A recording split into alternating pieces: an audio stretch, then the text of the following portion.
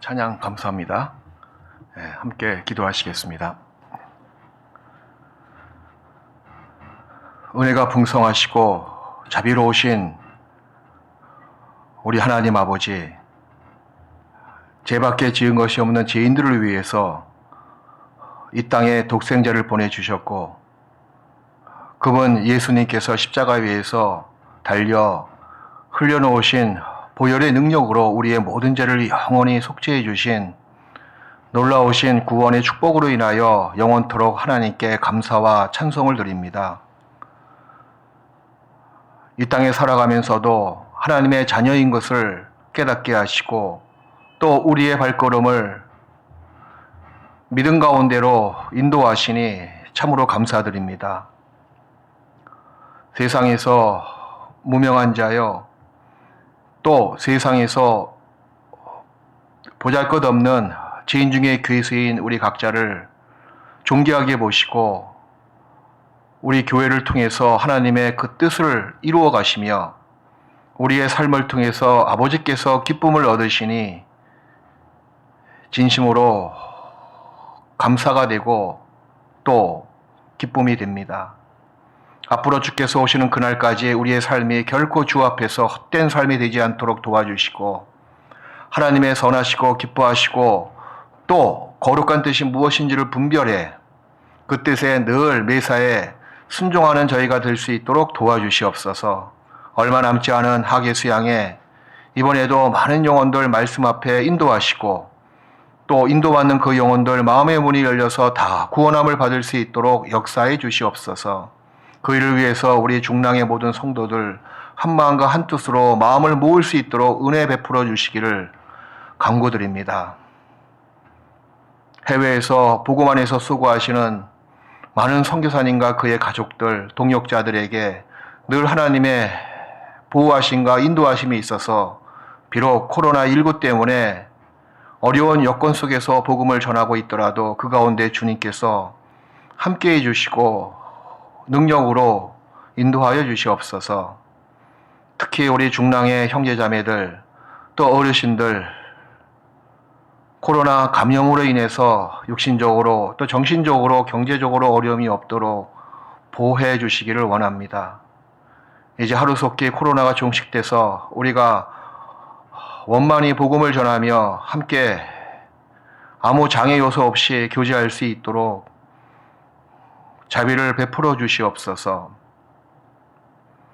이제 주의 날을 맞이해서 우리 주님의 피로 구원받은 중랑교회 형제자매들 또 말씀 앞에 나와왔으니 신앙의 분량만큼 마음의 형편대로 하나님의 말씀의 은혜로 채워주시옵소서. 위로받고 격려받고 새로운 힘을 얻을 수 있도록 이 시간 축복해 주시기를 원합니다. 우리 죄악을 십자가에서 영원히 도말해 주신 예수님의 이름으로 기도했습니다. 아멘.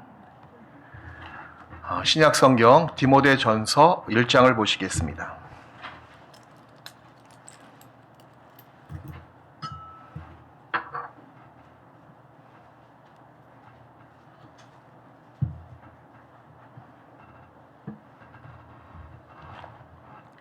디모데전서 1장 15절 말씀을 보겠습니다.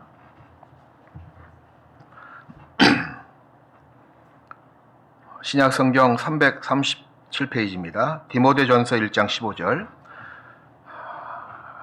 같이 읽겠습니다.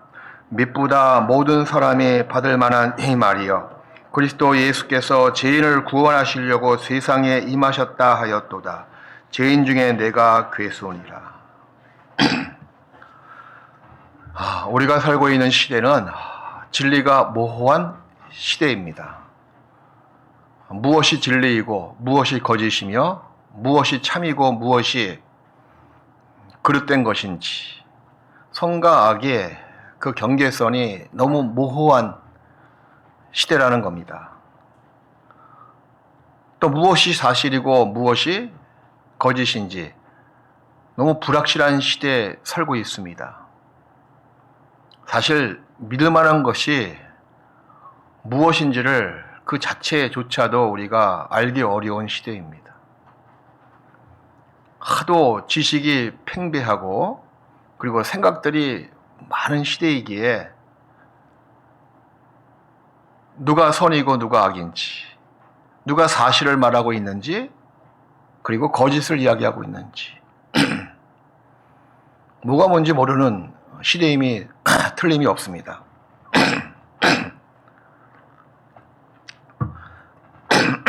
죄송합니다. 그러한 가운데 우리가 무엇을 붙잡고 살아야 되는가 하는 것은 참 어려운 일인 것 같아요. 거짓을 붙잡고 살아가다간 그 인생이 헛된 인생이 될 겁니다. 빌라도가 예수님께 이렇게 물어봤잖아요. 진리가 무엇이냐? 진리인 예수님께 그런 가당치 않은 질문을 한 겁니다. 왜 그랬을까요? 잘 모르고 있는 거예요. 진리가 앞에 있음에도 불구하고 무엇이 진리인지, 무엇이 거짓인지 알지 못한 질문이기도 합니다. 특히 마지막 때에 살고 있는 그리스도인들에게 무엇이 진리이고 무엇이 사실인지 그걸 명확하게 알 수 있다면 정말 진리를 위해서 사실을 위해서 걸어가는 길이 그게 인생의 가장 중요하고 올바른 정로라고 말씀드릴 수가 있습니다. 우리 구원을 받은 사람은 성경 안에 정말 영원히 변치 않는 진리가 무엇인지를 깨달은 사람입니다. 불확실성한 세대에서 뭔지 명확하지 못한 모호한 시대에서 구원을 받은 성경을 통해서 복음을 깨닫고 구원받은 그리스도인이 몇 가지 확실한 사실을 우리가 인정하고 있습니다. 성경은 그것을 이렇게 표현하고 있습니다. 사도 바울께서 신약을 통해서 5번의 이런 강조한 어구로서 우리에게 알려주고 있습니다. 바로 우리가 읽었던 바로 이 말씀이에요. 미쁘다 이 말이요. 모든 사람이 받을 만한 이 말이다. 미쁘다 이 말이요. 미쁘다 그 뜻은요. 확실하고 그리고 밀만하다, 신실하다 그런 헬라어 피스토스에서 나온 말입니다. 미쁘다, 믿을 만한 말이다, 신실한 말이다. 전적으로 확실하고 믿을 수 있는 사실이다. 그게 정확한 표현입니다. 미쁘다, 전적으로 확실하고 믿을 수 있는 사실이다. 미쁘다 이 말이요. 그것은 바로 전적으로 확실하고 믿을 수 있다는 사실을 강조하고 있는 어구이기도 합니다. 사도 바울께서는 5번이나 미쁘다 이 말이요. 미쁘다 이 말이요. 모든 사람이 받을 만한 말이다. 라고 언급하고 있는데 그것을 우리가 성경 안에서 그럼 무엇이 믿을 만한 사실인지 또 무엇이 신실한 사실인지 미쁘다라고 5번이나 말씀하시는데 무엇이 그러한지 우리가 하나하나 좀 교훈을 받는 시간이 되었으면 합니다. 첫 번째, 디모데전서 1장 15절 말씀이죠. 우리가 익히 다 알고 있는 말씀입니다. 미쁘다, 전적으로 확실하고 믿을 수 있다는 사실이다. 모든 사람이 받을 만한 이 말이요. 그리스도께서 예수께서 죄인을 구원하시려고 세상에 임하셨다 했도다. 내가 죄인 중에 괴수다. 자, 가장 모든 사람들에게 너무나 확실하고 신실하고 믿을 만한 이 말이요. 모든 사람들에게 이것만큼은 너무 확실하다라고 강조하고 있는 말입니다. 그게 뭡니까? 그리스도께서 죄인을 구원하시려고 세상에 임하셨다. 예, 성경대로 예수님께서는 이 땅에 오셨습니다. 구약의 그 모든 예언의 성취는 예수님이 이 땅에 오심으로 말미암아 구약의 모든 예언의 성취가 이루어졌습니다. 그리고 그분이 왜 오셨습니까? 나를 구원하시려고 세상에 오셨습니다. 그 이상도 아니고 그 이하도 아닙니다. 전적인 목적은 나 같은 죄인을 구원하기 위해서 이 세상에 오셨습니다. 이 말만큼 우리 각자에게 정말 신실하고 믿을 만한 말이 어디 있습니까? 그걸 성경에서는 복음이라고 또한 말씀하십니다. 가장 기쁜 소식입니다. 어떤 누가 인간의 죄를 없이 할 수 있더란 말입니까? 어떤 누가 나의 죄를 위해서 이 땅에 오셔서 피를 흘리고 죽은 인간이 어디 있습니까? 성경은 그 복음을 기록하고 있는 하나님의 사랑의 편지 아닙니까? 정말 미쁜 말이잖아요. 소망이 없는 나에게, 죄로 말미암아 흑암 가운데 갇혀있는 나에게 가장 기쁜 소식이 뭡니까? 소망을 주는 소식, 기쁨을 주는 소식, 생명을 주는 소식, 그것은 바로 복음인데 그 복음의 정의는 성경을 통해서 정확히 알 수가 있습니다. 이거 잡으시고요. 고린도전서 15장을 보시겠습니다. 복음이 뭐냐? 복음, 가장 기쁜 소식인데 그 복음의 내용을 이 성경 구절은 우리에게 낱낱이 자세하게 알려주고 있습니다. 이것만큼 미쁜 말이 세상에 없는 거예요. 고린도전서 15장 1절부터 제가 읽겠습니다.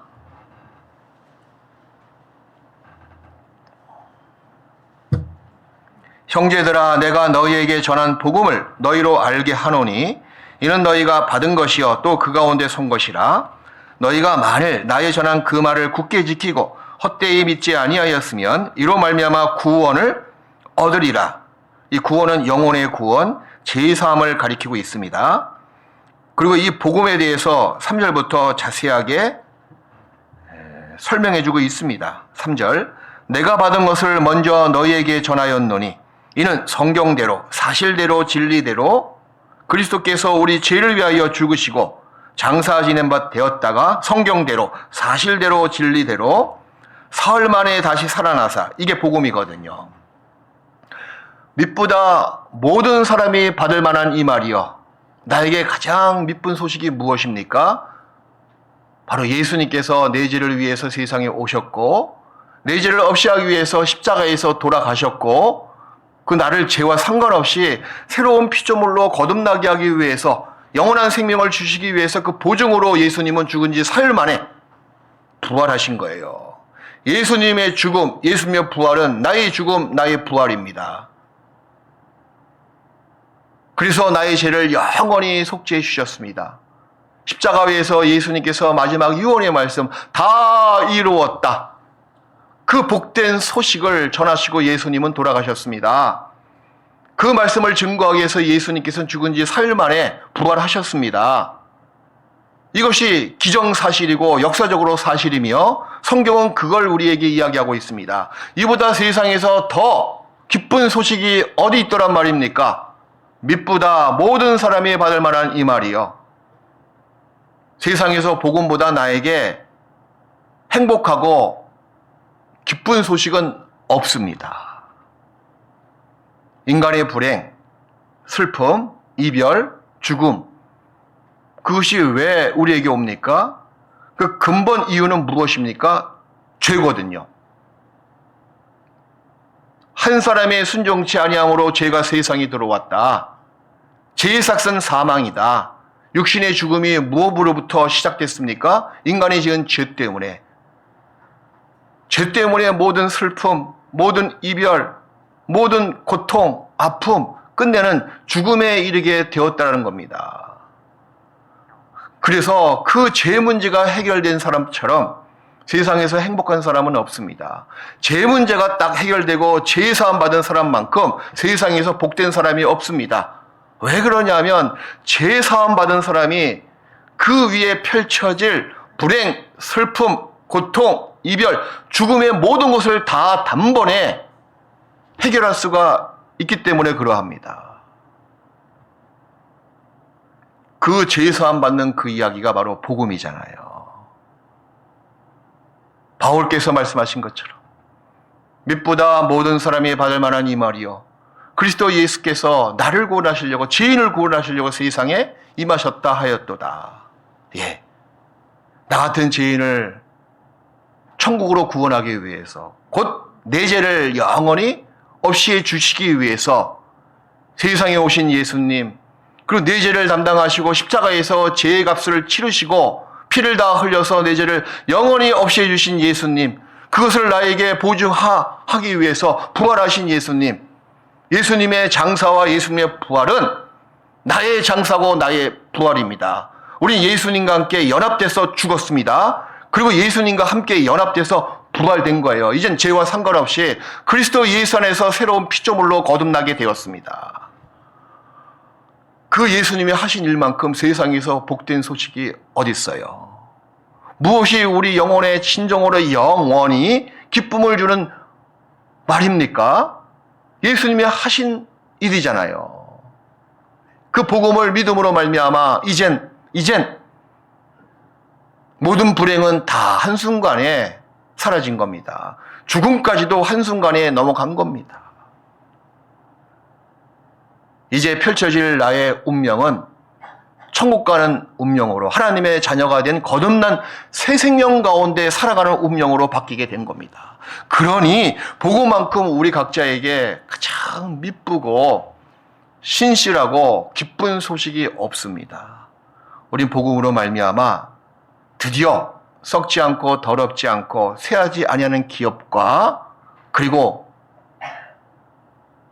살아있는 소망을 얻게 되었습니다.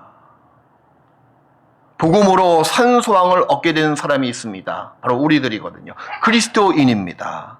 베드로전서 1장 3절 말씀에도 이렇게 찬송하고 있습니다. 하나님을 찬송하리로다. 그의 많으신 긍휼대로 예수 그리스도를 죽은 자 가운데서 부활하심으로 말미암아 우리를 거듭나게 하사 산 소망이 있게 하시며 산 소망이 있게 하시며 산 소망, 살아있는 소망을 주신 겁니다. 여러분 삶 속에서 복음만큼 귀중하고 복음만큼 기쁜 소식이 어디 있어요, 그죠? 자식을 낳았다는 소식, 대학교 좋은 대학에 붙었다는 소식, 그것도 유효기한이 있는 거예요. 결국에는 그 유효기한이 다 끝나고 나중에는 죽음이라는 사망 선고를 받는 그 소식을 듣게 될 겁니다. 그런데 그 전에 거듭난 사람은, 그 사람에게 죽음은요 더 이상 죽음이 아니에요. 이 말은 뭐냐면 그 사람에게 죽음은 새 생명에 들어가는 첫 단계, 천국 문이 열리는 삐걱거리는 소리나 마찬가지다, 그 얘기입니다. 죽음은 우리에게 환희를 줍니다. 사망은 우리에게 더 큰 소망과 희망을 줍니다. 그리스도인들은 너무 놀라운 사람들입니다. 복음으로 우리에게 살아있는 소망을 주셨습니다. 이 땅에 살아가고 있는 그리스도인들은 그러므로 소망으로 우리가 구원을 얻었음에 보이는 소망이 아니니 보는 것을 누가 바라리요. 우린 소망으로 구원을 받게 된 거예요. 살아있는 소망을 얻게 되었습니다. 우리가 바라보는 것은 이 땅의 모든 삶보다도 천국입니다. 그것이 우리에게 큰 기쁨의 결정체고 소망의 대상입니다. 그러니 디모데전서 1장 15절 말씀처럼 mit보다 모든 사람이 받을 만한 이 말이요. 이거만큼 확실한 것이 어디 있습니까? 이 모호한 시대, 무엇이 진리고 무엇이 거짓이고 확실치 못한 불확실한 시대에 살고 있는 나에게 이거만큼 확실하고 이거만큼 진리며 이거만큼 사실인 소식이 어디냐, 그 얘기예요. 우리의 구원은 너무 명명백백, 너무 확실한 구원입니다. 그리고 신앙생활에 이 구원, 이 복음으로 말미암아 신앙생활에 영원한 근거가 되고 반석이 되며 기초가 된다는 사실이에요. 우리가 집을 짓기 위해서는 반석이 가장 중요하지 않습니까? 기초가 중요하잖아요. 제가 건축에 대해서는 잘 모르지만 아무튼 기초 공사가 가장 시간이 많이 걸리고 돈도 많이 소비된다는 말을 듣습니다. 그만큼 기초가 중요하다, 그 얘기죠. 신앙의 집을 건축하기 위해서는 기초가 중요한 거예요. 반석이 무엇이냐? 그것이 중요한 겁니다. 그 반석은 누구시라? 그리스도시라. 고린도전서 10장 4절에 나와 있습니다. 이 반석은 그리스도시라. 왜? 예수님의 보혈의 피 위에 세워진 신앙의 집이 확실한 집이거든요. 집을 짓되 주처를 반석 위에 놓은 사람과 같다라고 예수님께서 누가복음 6장에 말씀하셨습니다. 반석 위에 집을 짓는 거예요. 반석 위에 기둥도 세워야 되고 반석 위에다가 집의 모든 형체의 물도 건축해야 됩니다. 그 반석은 예수님이십니다. 신앙은 누가 할 수 있는 행위냐 하면 구원을 받은 사람, 예수님을 반석으로 모신 그리스도인이 신앙을 할 수가 있는 거예요. 신앙생활을 유지해 나갈 수가 있습니다. 반석이 없는 신앙은 신앙이 결코 아닙니다. 반석이 없는 신앙은 신앙이 아니고 종교생활에 국한된 겁니다. 주님의 십자가의 도가 무엇인지를 우리가 깨달았습니다. 그분이 왜 돌아가셨는지, 그분이 왜 사흘 만에 부활하셨는지, 그 의미가 무엇이고 그 목적이 무엇이고 그것이 나하고 어떤 상관이 있는지를 정확히 복음의 말씀을 듣고 내가 깨달았다, 그 얘기예요. 죽었던 내 영혼이 거듭났습니다. 그 동시에 예수님께서 내 안에 들어와 계시는 거예요. 그분은 나의 신앙의 반석이 되시고 기초석이 되신다는 겁니다. 건축자들의 버린 그 머릿돌이 기초가 됐다, 기초석이 됐다는 거예요. 신앙의 집을 건축하기 위해서는 가장 기초석이 중요하지 않습니까? 그래서 찬송가도 이런 찬송가 있잖아요. 굳건한 반석 대신이 그 위에 내가 서리라. 그 위에 내가 서리라. 굳건한 반석 대신이 그 위에 내가 서리라. 그 위에 내가 서리라. 그 위에 내가 서서 하는 것이 신앙생활입니다. 종교생활은 결코 아니거든요.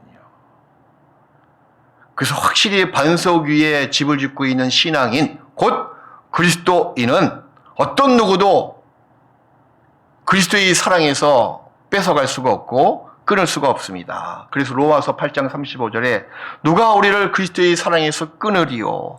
환난이나 공고나 핍박이나 기근이나 적신이냐 위험이나 칼이랴. 어떤 누구도 구원받은 사람의 생명을 뺏어갈 수가 없고 주님의 사랑으로부터 끊을 수 있는 어떤 존재도 세상에 없고 끊을 수도 없습니다. 영원한 구원의 근거는 누구십니까? 바로 예수님이세요. 한 번 들어오신 예수님은 다시 나가지 않습니다. 나의 영원한 뭐요? 반석이 되십니다. 이 말처럼 정말 미쁜 말이 어디 있습니까? 몇십 년이 지나도 이 사실은 잊을 수가 없는 거예요. 더욱더 살아가면 살아갈수록 더 명확히 새겨집니다. 이 구원은요, 복음은 이상하게도 시간이 흐르면 흐를수록, 인생을 살아가면 살아갈수록 십자가의 그 흘리신 보혈이 더 빨갛게, 더 확실하게 내 마음에 더 두드러지는 거 아셔요? 다른 것은 시간이 지나면 다 잊어버려요. 왜? 기억력이 감퇴되거든요. 다른 것은 다 알다가도 시간이 지나면 다 희석이 돼서 다 희미해지고 아는 것도 잊어버리고 확실히 얘기까지 한 그 자기의 사고방식도 시간이 지나면 모호해지는 것이 우리의 모습입니다. 하지만 놀라운 사실은 복음을 확실히 깨닫고 복음을 간직한 사람은 시간이 지나면 지날수록 예수님이 내 죄를 위해서 돌아가셨고 예수님이 내 죄를 없이 해주시고 보증으로 부활하셨다는 그 사실만큼은 더욱더 늙으면 늙을수록 나이를 드시면 드실수록 더 확실해진다는 사실입니다. 왜 어르신들 시간이 지나면 지날수록 복음이 왜 모호해집니까? 그거 왜 그럽니까? 그건 처음부터 복음의 반석이 깔리지 않은 증거이기도 해요. 이제 살 날이 더 기한이 차고 이 육신의 유효기간이 더 이제 가까이 가면 우리가 남는 것은 무엇이 있습니까? 천국 소망밖에 없잖아요. 그 천국 소망을 갖기끔 하는 그 단초가 무엇이냐 그 얘기. 그 복음입니다. 복음. 그걸 어떻게 잊을 수가 있습니까? 정말 감사한 거예요. 그리고 다시 디모데전서 1장 15절로 돌아가시겠습니다.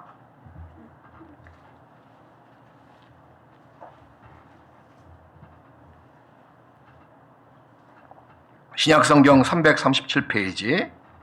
그리고 사도 바울은 또 이것까지 확실하다고, 전적으로 확실하고 진리다, 사실이다 라고 강조하고 있습니다.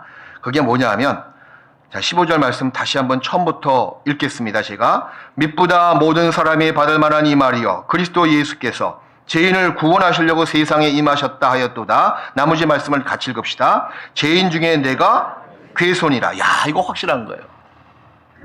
이것도 살면 살수록, 야, 내가 죄인 중에 정말 괴소 맞구나. 죄인 중에 가장 큰 두목이 된다는 겁니다. 이게 왜 그러냐면, 우리가 구원을 받은 것은요, 생명의 빛, 참빛이 내 영혼에 비침 받은 겁니다. 참빛 대신 예수님께서 내 영혼을 비춰주셨고, 그리고 내 안에 빛 대신 예수님께서 들어와 계시는 거예요.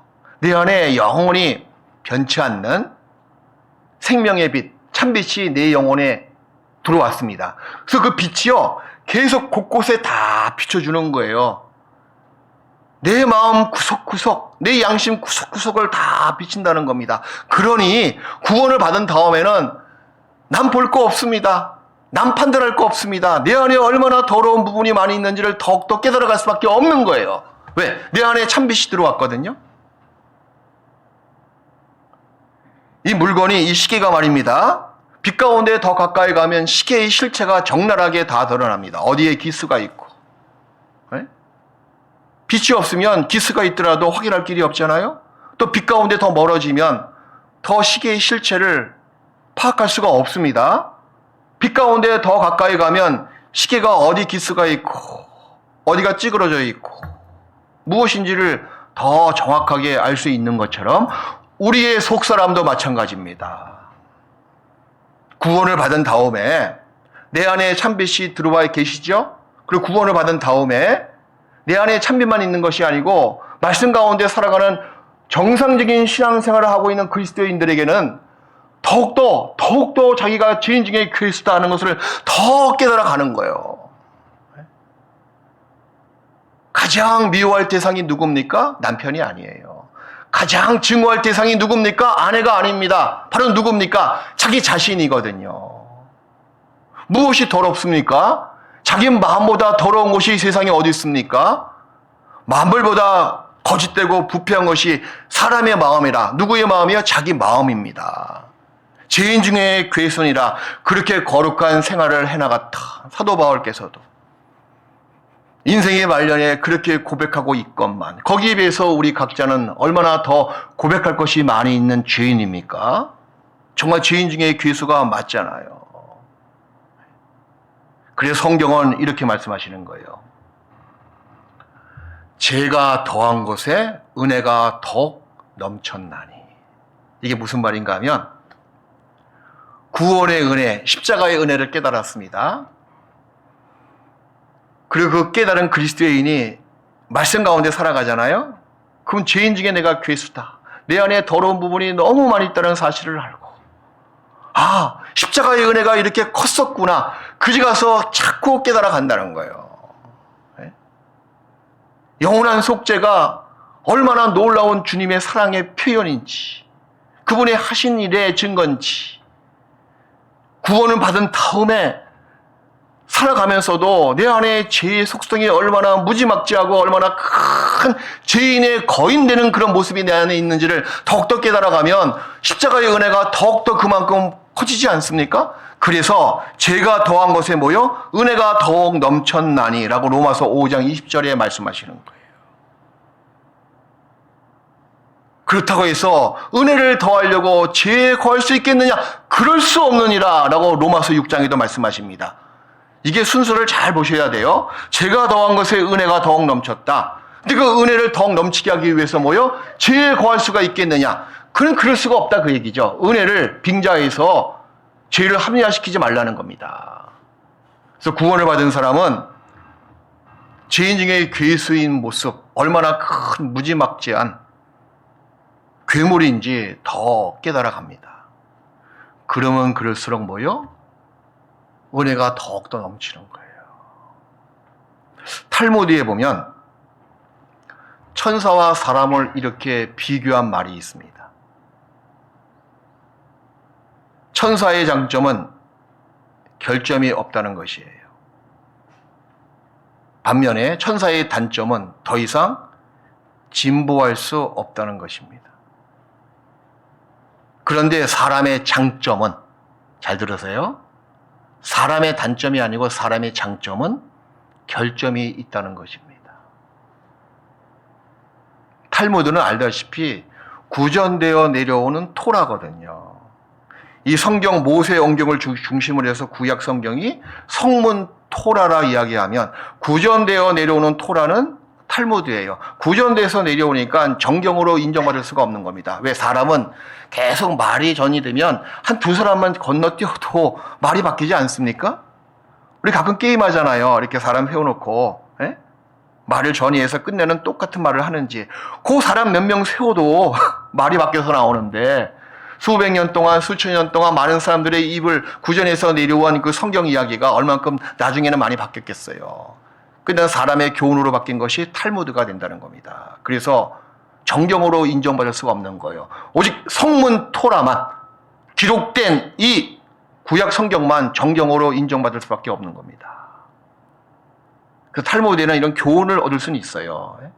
참 그거 보면 그래, 천사의 장점은 결점이 없다. 장점이겠죠. 단점은 뭐예요? 그러니까 더 이상 진부할 수가 없다라는 것이에요. 근데 거기에 비해서 우리 사람은 결점투성이잖아요. 여러분도 결점투성이잖아요. 실수 많이 하지 않습니까? 말이 실수하고, 행동이 실수하고, 태도의 실수, 너무 거룩하지 못하는 우리의 모습을 통해서 우리는 간혹 실망도 합니다. 하지만 그것이 장점이 될 수가 있습니다. 왜 그런지 아세요? 나는 결점투성이인 사람인데 이것이 장점이 된다고? 장점입니다. 왜? 그러니까 하나님께서 우리 같은 사람을 교회 가운데 지체로서 불러주신 거예요. 저나 여러분들 교회의 지체로서 한 부분으로서 부르심을 받았습니다. 우리가 다 완전하고 결점이 없는 사람이라면 교회 자체가 필요 없습니다. 세상 동네마다 목욕탕이 왜 필요합니까? 때가 있기 때문에, 때 있는 사람이 있기 때문에 목욕탕이 필요하잖아요. 때 없는 사람만 다 있다 그러면 목욕탕이 왜 존재합니까? 마찬가지예요. 주님이 역사하시는 교회, 우리 영혼을 날마다 씻겨주시는 말씀이 있고 우리 영혼을 깨끗하게 날마다 새롭게 만드는 이 교회가 있기 때문에 우리가 부족하지만 교회의 일부분으로, 지체로서 씻김받을 수가 있습니다. 왜? 결점이 많은 사람이거든요. 죄인이거든요. 아직까지. 우리의 영적인 상태는 아직까지 죄인입니다. 위치는 하나님의 거듭난 자녀가 되었지만 우리의 속 상태는 어떠합니까? 결점투성이에요. 그것이 우리의 사실 장점입니다. 그러니 주님이 이 가운데 함께 계시는 거예요. 그러니 교회가 필요한 겁니다. 근데 어떤 그리스도인은 내가 결점투성이인 거 많이 알아. 그것이 바로 큰 단점이 돼서 낭만케 합니다. 침륜에 빠지게 합니다. 여러분이 실수하는 것을 두려워하지 마십시오. 그거보다도 더 두려워할 것이 뭔지 아십니까? 배우지 못하는 것에 두려워하십시오. 실수하는 것 자체에 포커스를 맞춰서 그걸 두려워하지 마시고 그걸 통해서 주님의 은혜를 더 깨달아가고 그걸 통해서 자기가 어떤 모습인지를 더 배워나가는 것, 그것이 바로 필요한 겁니다. 그런데 왜 실수 자체에 포커스를 맞춰서 그것 때문에 울고불고 낭망하고 침륜에 빠지고 그걸 왜 두려워하십니까? 그걸 두려워하지 마시고 배우지 못하는 여러분의 모습 속에서 두려워하십시오. 그 가운데 하나님의 사랑을 더 깨달아갈 수가 있는 거예요. 이 제사함 받은 양하고 주님의 사랑을 받는 양하고 늘 비례하는 거 아세요? 앞에 보세요, 앞에. 구원받은 사람에게는 제사함 받은 그 양하고요, 제사함 얼마큼 많이 받았느냐 하는 거하고 그만큼 주님을 사랑하는 그 마음의 크기하고 서로 비례합니다. 제사함 받은 일이 적은 사람은 주님을 적게 사랑하고 제사함 받은 일이 많은 사람은 주님을 더 많이 사랑합니다. 그러니 우리가 구원받은 다음에도 우리의 결점투성인 자기 모습을 정확히 인식했을 때는요, 그것 자체에 대해서 울고불고 낭망하지 마시고 그 모습을 두려워하지 마시고 그걸 통해서 주님의 은혜와 사랑을 더 받지 못하는 여러분의 자신에 대해서 두려워하시라 그 얘기예요. 교훈을 받으셔야죠. 실수가 있는 가운데서 우리가 더 진보할 수 있는 사람입니다. 천사는 진보가 필요 없습니다. 결점이 없는 존재이기 때문에. 하지만 사람은 결점이 있기 때문에 더 앞으로 나갈 수가 있고 비전과 진보할 수가 있음에 감사하십시오. 왜? 그럼에도 불구하고 우리 주님께서는 우리를 늘 보시고 우리를 말씀으로 이 교회 가운데서 우리를 깨끗하게 시켜주시는 분이시거든요. 누가복음 7장. 여러분 설교 들을 때 핸드폰 보시면 안 돼요. 세상 두 쪽 나도 핸드폰 보시면 안 됩니다. 제가 이 가림판에 있으니까요. 이제는 다 보여요. 다 보여. 가림판이 없을 때는 안 보이더라고 이상하게. 뭐 반농담이지만 다 보여요. 그러니까 성경 말씀에 집중하세요. 여러분의 문제가 왜 시작된지 아십니까? 성경 말씀에 집중하지 못해서 문제가 시작되는 거예요. 왜 삶이 이렇게 어려워요? 하는 일마다 이렇게 경제적으로 힘듭니까? 무엇이 문제입니까? 여러분의 지혜가 문제가 아니에요. 여러분의 노력이 문제가 아니에요. 성경 말씀, 이 정말 내 삶의 기준이 되는 성경 말씀에 내가 집중하지 못해서 받을 은혜를 받지 못하고 있는 것 뿐입니다.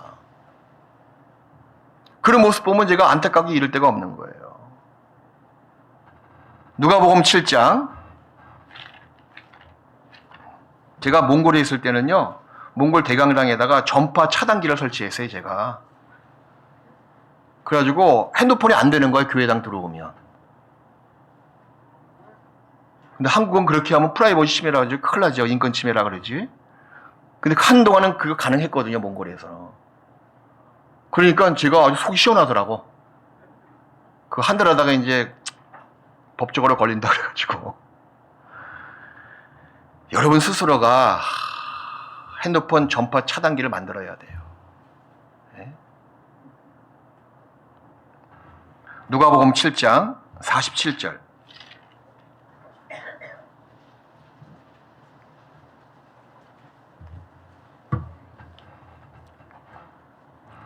여기 한 죄 많은 여인이 예수님 앞에 나왔습니다. 모든 동네의 사람들은 이 여인이 얼만큼 큰 죄인인지를 다 알고 있는 거예요. 직업이 어떤 직업인지 정확히 나와 있지 않지만 다 가까이 하기를 싫어하고 다 욕하고 비난한 큰 죄를 갖고 있는 여인입니다. 본인도 알아요. 드디어 예수님을 딱 만나게 된 거예요. 46절부터 47절을 보겠습니다. 이러므로 내가 네게 말하노니 저희 많은 죄가 사하여졌도다. 이는 저의 사랑함이 많음이라. 사함을 받은 일이 적은 자는 적게 사랑하느니라. 이 여자가 눈물을 흘리면서 향유를 깨서 예수님 발과 머리에 붓고 자기 머리털을 가지고 발을 씻겨주는 거예요. 죄를 진정으로 통회하는 모습이죠. 주님께 자기 죄를 다 고하는 말할 것도 없고 고할 필요도 없습니다. 다 알고 있는 상태거든요. 이 불쌍한 여인, 죄 많은 여인, 예수님께 납작 엎드려서 그렇게 눈물을 흘리면서 제사함 받기를 그렇게 원했습니다. 그랬더니 예수님께서 이렇게 말씀하시는 거예요. 저희의 많은 죄가 사하여졌도다. 아니 이 말씀처럼 미쁜 말씀이 어디 있어요, 그죠? 이 여인에게 가장 기쁜 소식이 어디 있습니까? 네? 너희 많은 죄가 사하여졌도다. 이는 저희 사랑함이 많음이라. 예. 사랑이 많다. 거꾸로 말씀드리면 죄사함 받을 일이 많은 사람은 주님을 더 많이 사랑합니다. 주님을 사랑하기 때문에 주님 말고는 내 죄가 용서받지 못한다. 주님만이 유일한 소망이다. 주님을 더욱더 전심으로 가까이 갔을 때 우선순위 뒀을 때도 죄가 사함 받지만 죄사함 받은 다음에도 그 죄사함 받은 사실이 얼만큼 많이 있다는 것을 더 깨달아가면 그만큼 주님을 더 많이 사랑한다는 거예요. 우리가 구원을 받은 다음에도 정말 죄인 중에 괴수 맞습니다. 얼만큼 괴물이에요? 끔찍할 정도로 우리 괴물 아닙니까? 내 마음이 얼마나 부패하고 얼마나 더러운지 스스로도 모를 때가 많이 있습니다. 그런데 주님께서는 이렇게 말씀하시는 거예요. 너희 죄가 사하여졌다. 우리가 주님을 사랑하는 마음으로 그 앞에 나갔을 때 주님께서는 늘 나에게 이렇게 말씀하시는 거예요. 니즈가 사하여졌도다. 그래서 우리가 더욱더 주님을 가까이 하고 주님을 더 많이 사랑합니다. 우리가 구원받을 때 예수를 보지 못하였으나 사랑하는 도다. 영혼의 구원을 받은과 동시에 주님을 사랑합니다. 그 사랑의 깊이와 높이와 길이와 넓이가 내 안에 있는 죄의 깊이와 넓이와 높이와 길이가 그만큼 크면 크고 높으면 높고 깊으면 깊을수록 주님을 향한 사랑이 더 깊어지고 더 높아지고 더 길어지고 더 넓어진다는 사실이에요. 이건 정말 사실입니다. 믿보다 모든 사람이 받을 만한 이 말이요. 내가 죄인 중에 괴손이라. 이건 너무나 확실하고 사실이잖아요. 사도 바울만 해당되는 말씀이 아닙니다. 우리 각자에게도 그리스도인들에게도 해당되는 말이 분명합니다. 또 두 번째, 정말 전적으로 확실하고 믿을 만한 사실 두 번째, 디모데전서 3장을 보시겠습니다.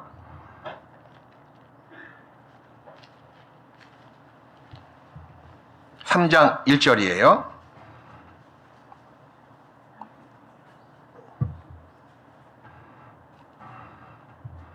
(3장 1절) 믿보다 이 말이요. 두 번째 언급하고 있죠. 믿보다 전적으로 확실하고 믿을만한 사실이다. 이 말이요. 그걸 강조하고 있는 어구입니다. 사람이 감독의 직분을 얻으려 하면 선한 일을 사모한다 하매로다. 감독의 직분, 그 뒤에 보면 집사의 직분. 감독과 집사의 직분. 감독은 목사, 그 다음에 교사, 그리고 장로, 그 다음에 집사의 직분이 있잖아요. 그죠? 이 봉사의 직분을 통틀어서 이야기하고 있는 거예요. 교회 안에서 봉사의 직분을 맡은 사람만큼 놀라운 사람이 없으며, 그리고 그로 말미암아 의의 열매를 맺히는 사람은 하나님께 영광을 돌린다. 이것처럼 확실하고 그리고 전적으로 사실인 말이 없다. 그걸 강조하고 있습니다. 봉사는요, 구원받은 사람에게만 허용되는 놀라운 자격이에요. 그래서 봉사는 하나님이 주신 나의 선물입니다.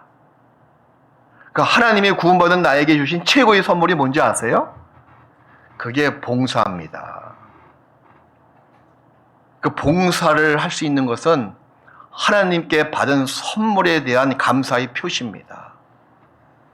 그 주님을 위해, 곧 나의 아버지 하나님을 위해서 헌신하고 봉사할 수 있는 사람은 반드시 이런 자격이 필요하죠. 거듭나야 돼요. 그죠?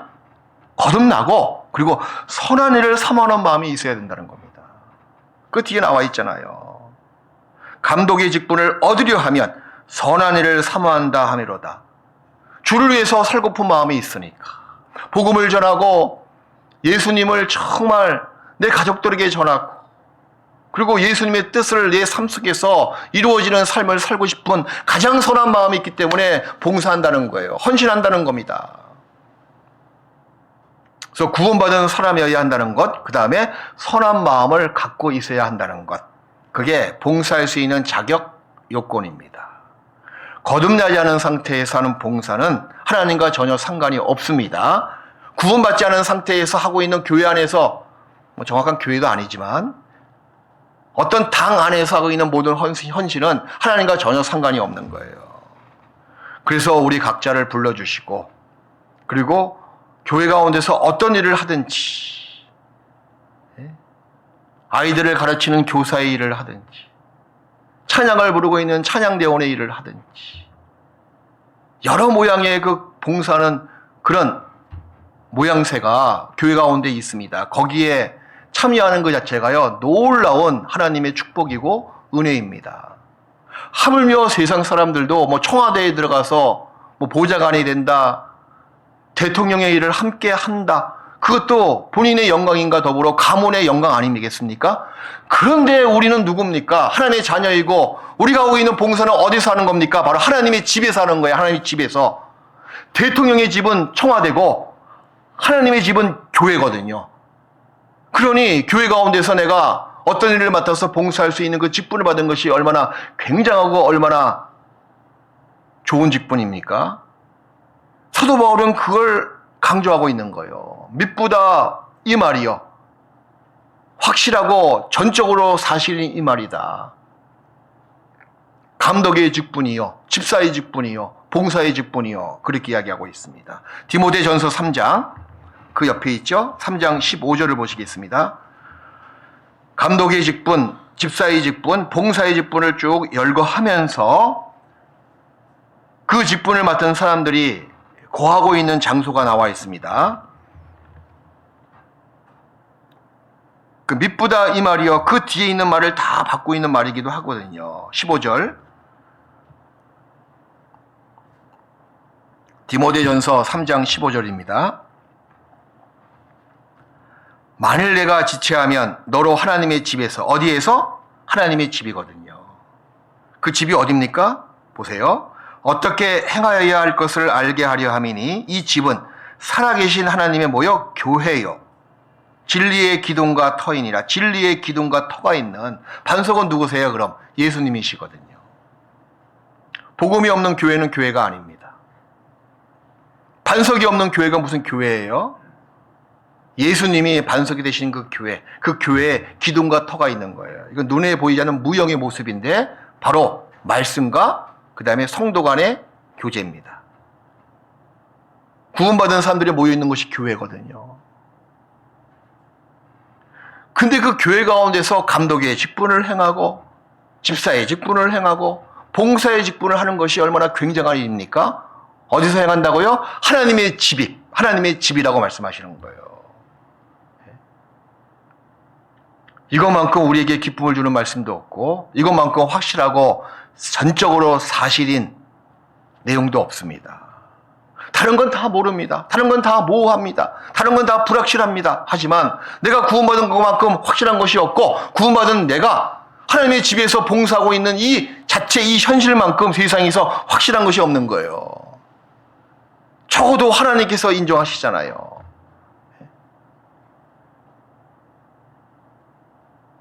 이 봉사의 직분, 교회 가운데 붙어 있는 것 자체가 정말 확실하고 너무 놀라운 축복입니다.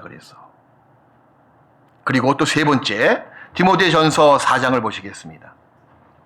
그 뒤에 나와 있죠. 4장 8절 9절.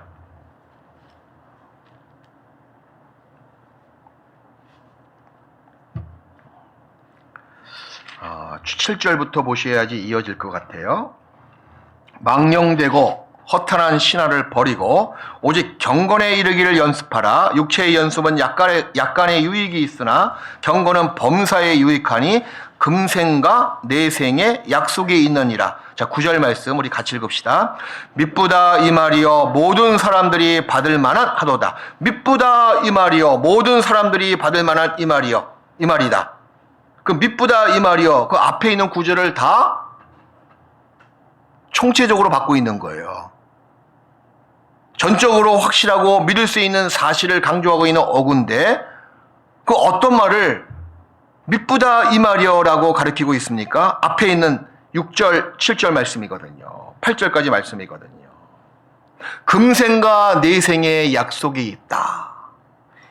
금생과 내생의 이중의 축복의 약속을 한 말입니다. 이거만큼 정말 사실인 말씀이 없고 확실한 말씀이 없다. 그것을 사도 바울께서는 강조하고 있는 어구입니다.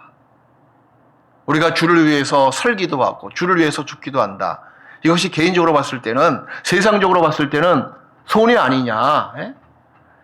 이 주일날 피곤하고 하루 쉬는 날 교회 가서 말씀 듣고 봉사하고 누가 월급 주는 것도 아닌데 시간을 다 교회 가운데서 희생하는 거 이거 손해보는 거 아니냐 라고 세상적으로 우리가 판단할지 몰라도 그렇지 않습니다. 성경은 뭐라고 나와 있습니까? 금생에도 약속이 있고 그걸 끝나는 것이 아니고 내생에도 약속이 있다고 말씀하시는 거예요. 이 약속이 확실하고 전적으로 사실이다. 그것을 사도 바울은 미쁘다 모든 사람이 받을 만한 이 말이요 라고 강조하고 있는 거 아니겠냐 그 얘기예요. 우린 이중의 축복을 약속받은 사람입니다. 세상에서도 잘 됩니다. 주님이 도와주시거든요. 무엇이 행복이에요? 돈이 많다고 행복 아닙니다. 집이 있다고 행복이 아닙니다. 늘 내가 구원받고 늘 내 가족이 구원받고 그리고 구원받은 사람의 주님이 그 가운데 가장이 되어주시고, 예수님이 우리 가정에 되어주시는데, 다른 어느 곳이 천국이 되겠어요? 우리 가정이 천국이 되는 거죠. 나의 삶이 천국 가운데 그 영광의 빛 가운데 걸어가는 삶이 된다는 겁니다. 주님이 나와 동행하시고, 주를 위해서 내가 헌신했을 때 주님이 그때그때 필요한 모든 부분을 다 공급하시고, 무슨 두려움이 있겠어요? 무슨 걱정이 있겠어요? 결국에는 천국 문을 활짝 열고 들어갈 일만 남아있는 겁니다. 이 땅에서도 축복이 있는 거예요. 너희는 마음에 근심하지 말라. 하나님을 믿으니 또 나를 믿으라. 내 아버지 집에 거할 것이 많도다. 너희는 두려워하지도 말고, 이 땅에 살아가는 그리스도인들에게 두려워하지도 말고, 걱정도 하지 말고, 고민하지 말아라. 하나님을 믿으니 또 나를 믿으라. 구원받은 사람에겐 정말 주님으로 만족할 수가 있고, 주님을 믿고 나갔을 때는 그로 말미암아 육신적인 모든 축복도 더해진다는 건 사실입니다. 이거 사실이라니까요. 성경도 그렇게 이야기하고 있지 않습니까? 미쁘다고, 사실이라고 강조하고 있는 거예요. 누가복음 12장에 또 내세에 대해서 약속도 줄곧 하셨잖아요. 누가복음 12장 32절에 주께서 말씀하셨습니다. 적은 무리여 무서워 말라. 아버지께서 그 나라를 너에게 주시기를 기뻐하시느니라. 기뻐하신대요. 적은 무리여. 정말 구원받은 사람이 적은 무리거든요. 글쎄 1000명 중에 한 명 있을까 말까. 제가 어디 가나 참 늘 그런 생각을 가끔 하는데, 이 중랑에도 아파트 단지가 오죽 많이 있어요. 그죠? 네? 뭐 서울 시내가 앞으로 다 아파트 단지가 될 것 같아. 그냥 아파트 단지가 얼마큼, 단지 안에 또 동이 얼마큼 많이 있어요. 네? 뭐 몇 동, 또 이름 바꿔서 어떤 단지. 근데 놀라운 사실은 그 동에 그리스도인이 한 명이 없다는 사실이에요. 거의 그렇거든요. 뭐 건영 아파트, 뭐 성원 아파트, 뭐 어느 아파트 단지가 있지 않습니까? 1단지도 있고 2단지도 있고, 또 101동부터 몇 동까지, 뭐 400동, 500동까지 넘어가는 큰 단지도 있잖아요. 근데 놀라운 사실은 그 동, 101동이 얼마큼 많은 세대수가 살고 있습니까? 그 안에 몇백 명이 살고 있잖아요. 근데 거기에 그리스도인이 한 명이 없다는 사실을 우리는 알고 있습니다. 지금 살고 있는 현실의 모습이잖아요. 정말 적은 무리입니다. 그 가운데 내가 구원받은 사실. 적은 무리요. 네가 구원받은 수가 적다고 해서 두려워하지 말라. 세상에서 걱정 근심 때문에 마음에 놀라지도 말고 두려워하지도 말라. 너희 아버지께서, 아버지가 누구예요? 하나님이시거든요. 그 나라를, 천국 기업을 너희에게 주시기를 기뻐하신대요. 그런 우리입니다. 내세에 대한 약속을 받았죠? 이 약속이 정말 사실이에요. 믿보다 모든 사람이 받을 만한 이 말이요. 그렇게 약속하고 있지 않습니까? 그뿐만 아니라 이 땅에서도 축복을 하나님께서는 약속해 주신 거예요. 신실하고 확실한 약속 때문에 우리가 신앙생활을 기쁨으로 찬송을 부르면서 나갈 수가 있습니다. 구원을 받은 다음에 그 전에 있던 모든 육신적인 문제, 사람과의 관계의 문제, 돈 때문에 불거져 나오는 문제, 인간관계 때문에, 직장 때문에 불고 나오는 문제가 구원받은 다음에 한순간에 안개가 사라지듯이 싹 사라지는 것은 결코 아닙니다. 하지만 그 문제 앞에 대처하는 내 마음이 바뀐 거예요. 그 문제 앞에 내가 대항하는 나의 예산이 주님으로 말미암는 예산이 됐기 때문에 그 전에 그렇게 힘들고 어렵고 큰 문제로 보일지 몰라도 그 문제가 없어진 건 아니지만 구원을 받은 다음에 보니까 그 문제가 더 이상 문제가 아니에요. 예? 주님이 나와 함께 하시거든요. 이 성경 말씀을 믿고 나가고 있는 사람이에요. 약속을 받은 사람이거든요. 약속은 어떻게 나와 있습니까? 이 약속이 정말 사실이에요, 여러분. 허황된 것이 아닙니다. 꿈속에서 비몽사몽간에 드는 이야기도 아니에요. 너무 확실하게 기록한 말씀 아니냐 그 얘기예요. 요즘에 제가 날마다 꿈을 꾸는 것 같아요. 꿈도 이상하게 꼭 생각이 다 나. 좀 안 났으면 좋겠는데. 어느 날 꿈은 좀비 꿈을 꿔가지고 소리치다가 깬 적도 있고. 좀 제가 쓸데없는 부분이 많이 있거든요. 근데 우리가 하나님께 받은 약속이 얼마나 확실합니까? 약속을 볼까요, 한번? 너무 사실이고 너무 확실한 진리의 말씀이에요. 너무 믿분 말씀이잖아요. 이 땅에서도 주님이 우리에게 축복하시겠다고 약속하십니다. 우선 이사야 41장.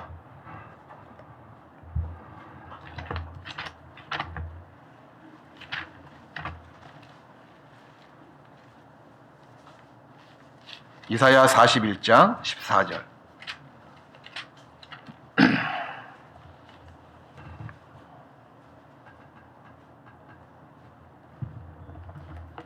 이사야 41장 14절.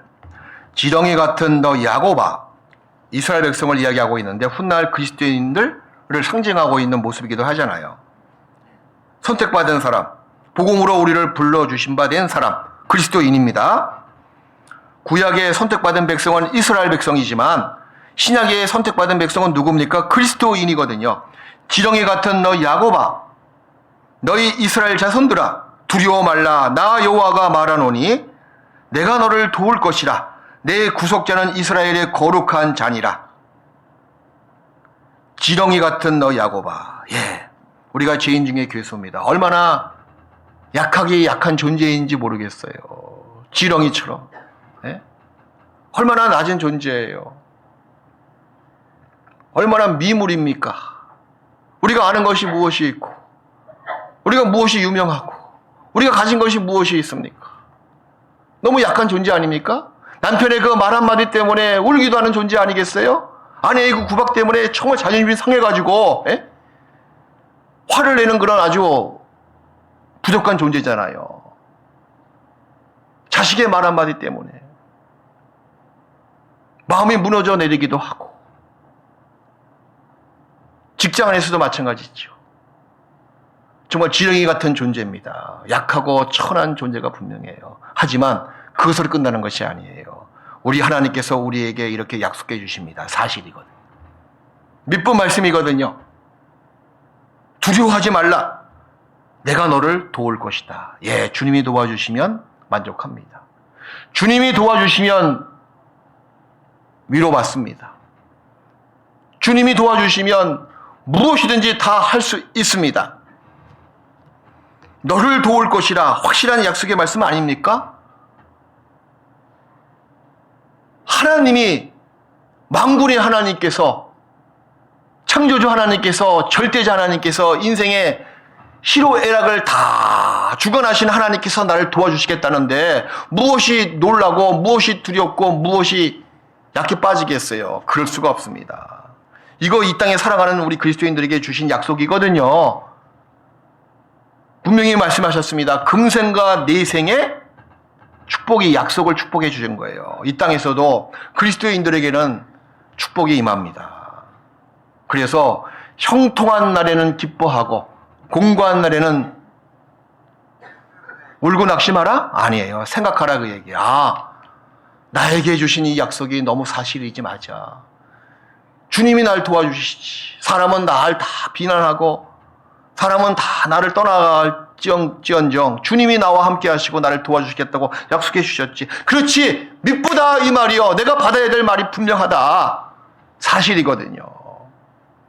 그래서 공고한 때는 생각해보라 그 얘기예요. 너무 당황해하지 마십시오. 너무 허둥대지도 말고 너무 조급하게 화를 낼 필요도 없습니다. 조용히 생각해 보십시오. 아무리 급박한 상황이더라도 조용히 생각해보고 믿은 약속의 말씀을 간직하고 나갈 때는요, 시간이 지나면 다 원위치 됩니다. 다 끝난 것은 아니에요. 상황은 항상, 우리 주변 환경 상황은 항상 일정한 것은 아무것도 없어요.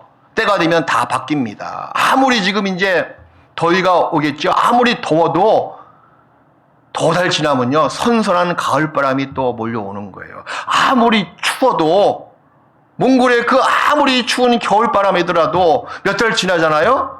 그러면 초원에 싹이 올라오고 훈훈한 남풍이 또 불어옵니다. 우리도 마찬가지입니다. 당황해하지 마세요. 놀라지도 마세요. 네? 두려워하지도 마십시오. 우리는 믿은 약속을 받은 사람이잖아요. 그리고 감당할 시험 밖에는 우리에게 주신 것이 없습니다. 이 말은 뭐냐면 감당할 시험만 주신 거예요. 너무 얼토당토한 그런 환난을 미리 걱정해서 마음이 무너져 내리지 마십시오. 얼마나 감사해요. 감당할 만한 것만 주셨다고. 그 말은 뭐예요? 내가 이기고 나갈 수 있는 일만 주신다는 거잖아요. 내가 넘어지고 내가 자빠지고 내가 망할 정도로 큰 환난을 주시지 않겠다고 약속해 주셨습니다. 고린도전서 10장. 저는 이 말씀에 큰 위로가 되고 격려가 된다는 거예요. 여러분의 처지, 여러분의 형편, 특히 여러분의 믿음의 분량은 여러분보다도 하나님이 더 일체 다 아십니다. 아시는 그분께서 여러분이 결코 넘어지지 않도록 감당할 시험 밖에는 주신 것이 없다고 약속해 주셨습니다. 이게 약속이거든요. 10장 13절. 사람이 감당할 시험 밖에는 너희에게 당한 것이 없나니 오직 하나님은 미쁘시다고 제가 말씀드렸잖아요. 피스토스, 전적으로 확실하고 사실이다. 그 뜻이거든요. 미쁘사 너희가 감당치 못할 시험당함을 허락지 아니하시고 시험당할 즈음에 또한 피할 길을 내사 너희로 능히 감당하게 하신다. 감당할 수 있는 것만 허락해 주신다는 겁니다. 감당치 못할 큰 환난이 나에게 몰려오면 하나님께서는 감당치 못할 나의 처지를 아시고 피할 길을 내주신다는 거예요. 무엇이 두려우세요? 무엇이 걱정스러우세요? 감당할 시험만 주신다는 겁니다. 이것도 나에게 주신 미쁜 약속입니다. 그 더 놀라운 약속을 또 받았잖아요. 세상 끝날 때까지 나와 함께 하신다는 약속이에요. 시편 48편.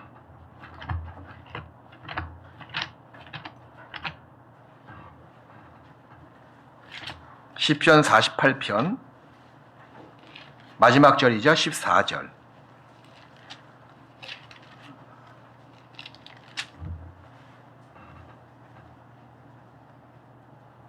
시편 48편 14절. 이 하나님 뭔가 우리에게 초점을 딱 모으는 그런 지시대명사가 있지 않습니까? 이 하나님이 누구세요? 나의 하나님, 나의 구원하신 하나님이잖아요. 나를 도와주신 하나님이잖아요. 이 하나님은 영영이 나의 하나님이시니 나를 죽을 때까지 인도하시리로다. 이 하나님은 영영이 우리 하나님이시니 우리를 죽을 때까지 죽을 때까지 인도하시리로다. 미쁜 말씀입니다. 이 땅에 살아가는 축복에, 육신적인 축복에 대한 구체적인 약속이잖아요. 죽을 때까지 인도하신다. 구원받은 그 순간부터 천국 가는 그날까지 나를 끝까지 죽을 때까지 인도하신다는 겁니다. 이사야 46장에는요. 내가 어머니 태에서 나올 때부터 나를 안고 마치 어미가 아기를 품에 안은 같이 끝까지 내가 노년 될 때까지 백발이 성성할 때까지 인도하신다고 약속해 주셨습니다. 하나님이 나를 인도하시고 나를 안으시고 죽을 때까지 인도하시면 세상 문제 똑같은 문제가 탁 버티고 있더라도 능히 그 문제의 선을 뛰어넘을 수가 있는 거예요. 뛰어넘고 말고 그럼. 하나님이 함께 하신다는 사실을 우리가 인정하지 않는 것이 그게 교만입니다.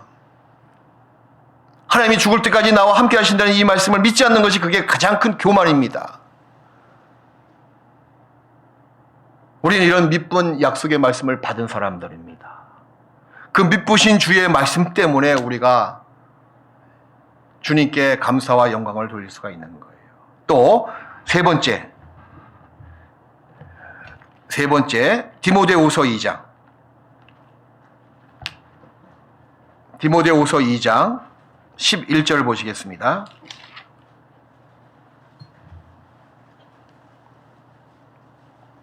전적으로 사실이고 확실한 말씀이 또 기록되어져 있죠.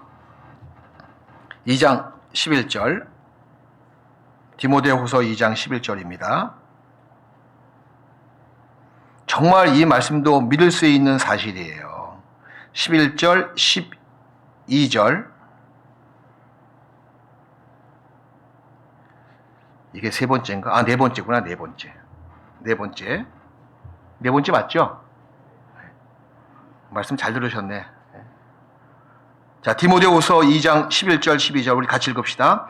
미쁘다 이 말이여, 우리가 주와 함께 죽었으면 또한 함께 살 것이요, 참으면 또한 함께 왕노릇할 것이요, 우리가 주를 부인하면 주도 우리를 부인하실 것이라. 예, 이건 뒤에 있는 말을 받아서 미쁘다 이 말이여 라고 강조하고 있습니다. 첫 번째 뭐예요? 우리가 주와 함께 죽었으면 또한 함께 살 것이요. 이건 신앙의 법칙입니다. 이건 영원히 변치 않는 법칙이에요. 사실이다 그 얘기예요. 죽으면 산다는 겁니다. 사실 구원받은 사람에게 가장 큰 대적은 뭐예요? 자기 죄성이거든요. 우리의 상태는 여전히 죄를 지을 수 있는 죄인의 상태입니다. 그 죄 때문에 지옥 가지 않지만 죄가 하나님 아버지와 나와의 관계를 멀어지게 만들잖아요. 내 안에 있는 죄성 때문에 내가 선한 양심을 가지고 선한 일을 행하는데 큰 장애가 되지 않습니까?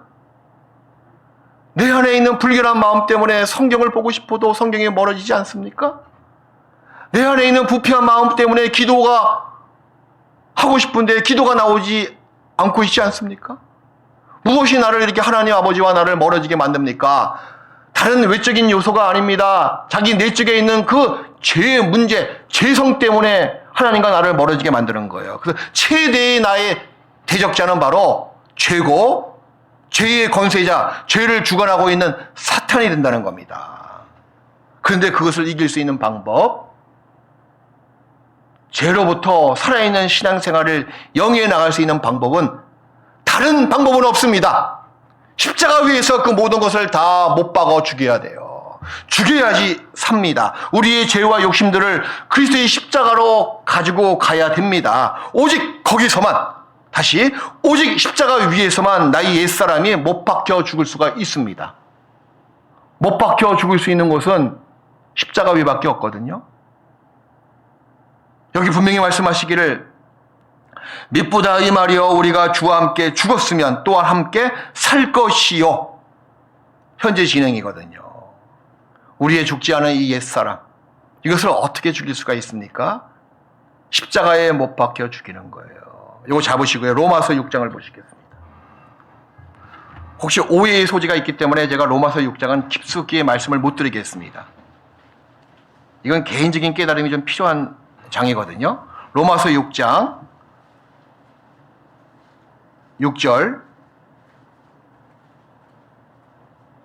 5절부터 만일 우리가, 로마서 6장 5절, 만일 우리가 그의 죽으심을 본받아 연합한 자가 되었으면 또한 그의 부활을 본받아 연합한 자가 되리라. 예수님과 함께 십자가에 못 박혀 죽은 것을 늘 삶 속에서 인정이 된 사람은 예수님과 함께 부활의 권능, 살아있는 신앙생활로 나오게 된다고 약속해 주시는 거예요. 6절 말씀을 같이 읽읍시다. 우리가 알거니와 우리 옛사람이 예수와 함께 십자가에 못 박힌 것은 죄의 몸이 멸하여 다시는 우리가 죄에게 종노릇하지 아니하려 함이니. 여기 우리는 누굴까요? 구원받지 못한 죄인일까요? 아닙니다. 구원받은 그리스도인들에게 하시는 말씀이거든요. 구원받은 그리스도인들도 계속 죄 때문에 살아있는 신앙생활을 하지 못하기 때문에 사도 바울은 그 죄를 어떻게 죽일 수가 있느냐? 십자가에 못 박혀 죽으라. 십자가에 못 박혀 죽이면 죄의 몸이 멸하여 다시는 우리가 죄에게 종노릇하지 아니하려 하여 함이니. 7절에 이는 죽은 자가 죄에서 벗어나 의롭다 하심을 얻었음이니라. 예수님께서 부활하심으로 말미암아 의롭다 하심을, 원래 의인이었지만 우리를 대신해서 의롭다 하심을 얻으셨습니다.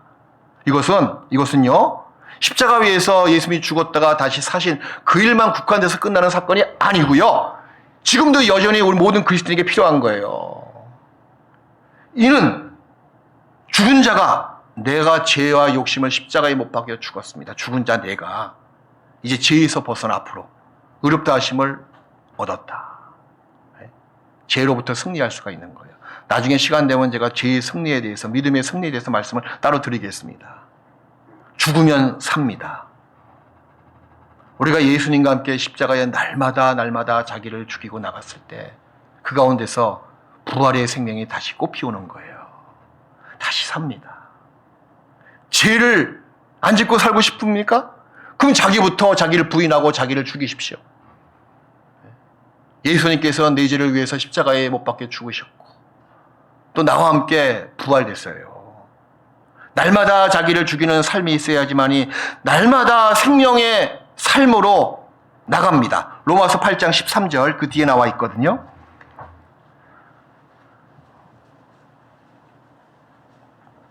로마서 8장 13절 12절부터 그러므로 너희는 죄로 너희 죽을 몸에 왕노릇하지 못하게 하여, 현재 진행이에요. 그러면 너희는 그리스도인들은 죄로 너희 죽을 몸에 왕노릇, 왕이 뭐예요? 왕이 죄가 왕이 되고 내 몸은 노예가 된다는 거죠. 따라간다는 거예요. 그냥 하지 못하게 하여 몸의 사욕을, 아직 몸의 사욕이 있는 사람이거든요. 순종치 말고, 보세요. 또한 너희 지체를 불의의 병기로 죄에게 드리지 말고 오직 너희 자신을 죽은 자 가운데서 다시 산 자같이, 죽은 자 가운데서 다시 산 자같이, 그게 대표가 바로 첫 열매인 예수님이시고 그 다음에 그에게 붙은 모든 그리스도인들의 모습이에요. 죽은 자 가운데서 다시 산 자같이, 난 죽었다 다시 살았다 산 자같이 하나님께 드리며 너희 지체를 의의 병기로 하나님께 드리라. 제가 너희를 주관치 못하리니 이는 너희가 법 아래 있지 아니하고 은혜 아래 있습니다. 예, 날마다 자기를 죽이는 삶이 있어야지 살아있는 신앙생활을 할 수가 있습니다. 우리의 거룩은요 밖에서부터 시작되는 건 아니에요. 그건 종교생활이죠. 예? 어떻게 깨끗하게 살아갈까, 막 헌금하고 기도하고 외적으로 뭔가 이렇게 수양을 닦고, 그거 아닙니다. 성경에서 말하는 거룩은 그런 모습이 아니에요. 내 안부터 개혁이에요. 내 안부터 변화받는 거예요. 일단 구원을 받은 사람은 개혁의 소지가 있는 사람입니다. 주님의 성령의 능력으로 그분의 피로 내 영혼을 깨끗하게 씻김 받았잖아요. 안에서부터 개혁이죠. 그 다음에 내 몸의 행실을 계속 개혁으로 나가기 위해서는 안부터 변화를 받으셔야 돼요. 우리의 거룩은 그래서 안에서 시작하여 매일매일 순종하는 삶으로 연결됩니다. 어떤 순종이에요? 곧 철저하게 자기 죄와 욕심이 올라올 때마다 십자가에 못 박혀 죽이는 거예요. 그래서 성경은 말씀하시기를 죄에 대해서 네 자신을 죽은 자로 여기라, 또 하나님에 대하여 산 자로 여길지어다, 그렇게 말씀하고 계시는 거예요. 로마서 6장 11절을 보시겠습니다. 이와 같이 너희도 너희 자신을 죄에 대하여는 죽은 자요 그리스도 예수 안에서 하나님을 대하여는 뭐요? 산자로 여길지어다. 여기는 것이 뭐예요? 간주한다, 그 뜻입니다. 무엇을 간주한다는 거예요?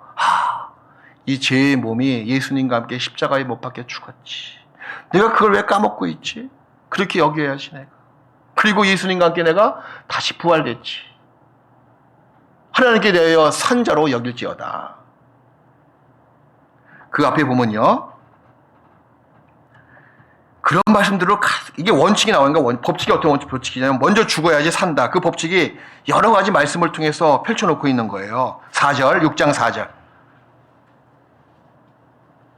그러므로 우리가 그의 죽으심과 합하여 세례를 받음으로 그와 함께 모여 장사되었나니. 그 이유가 뭡니까? 우리로 새 생명 가운데서 행하게 하려 함이라. 그래서 5절 말씀을 같이 읽읍시다. 만일 우리가 그의 죽으심을 본받아 연합한 자가 되었으면 또한 그의 부활을 본받아 연합한 자가 되리라. 죽음이 먼저 있고 부활이 그 다음에 나와 있죠. 그 다음에 또 한 가지 간주한다 라는 말은 믿는다 그 말과 연결 지을 수가 있는데 그게 8절에 나와 있습니다. 8절. 만일 우리가 그리스도와 함께 죽었으면 또한 그와 함께 살 줄을 모여 믿는 게 필요한 거예요. 간주한다, 여긴다, 믿는다. 그래, 내가 예수님과 함께 죽었으면 예수님과 함께 같이 산다. 아까 분명히 사도 바울께서도 믿분 이 말이요. 너희가 예수님과 함께 죽었으면 다시 산다고. 이게 사실이거든요.